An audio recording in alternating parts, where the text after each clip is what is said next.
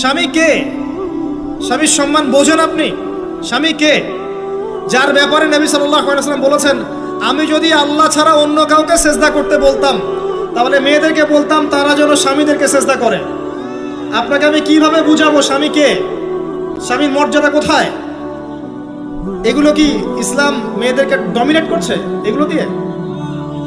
কেন? এই স্বামী আপনার জন্য সারাটা জীবন ক্ষয় করে ফেলে। একটা চোর পর্যন্ত, একটা চোর, একটা করাপ্টেড মানুষ, দুর্নীতিগ্রস্ত মানুষ, সে চুরি করে দুর্নীতি করে এনে বাচ্চাকে খাওয়ায়। একটা ধর্ষক পর্যন্ত ওর মেয়েকে আদর করে। পুরুষ মানুষ কি জিনিস কেমন করে বুঝবেন? সারাটা জীবন ক্ষয় করে ফেলায়।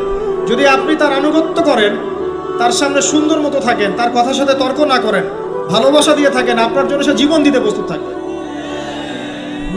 এরকম পুরুষ মানুষ। আপনাদেরকে কেউ চোখ তুলে তাকালে চোখ তুলে ফেলাবে, এরকম পুরুষ মানুষ। আর এখন তো পরিস্থিতি ডিফারেন্ট। বাসায় পুরুষ বাইরের ছেলের সাথে ফোনে প্রেম হয়ে গেছে, পালায় চলে গেছে, বিয়ে করে ফেলছে। দেখবেন বাসায় স্ত্রী আছে, বাইরের মেয়ের সাথে প্রেম করে বিয়ে করা শেষ।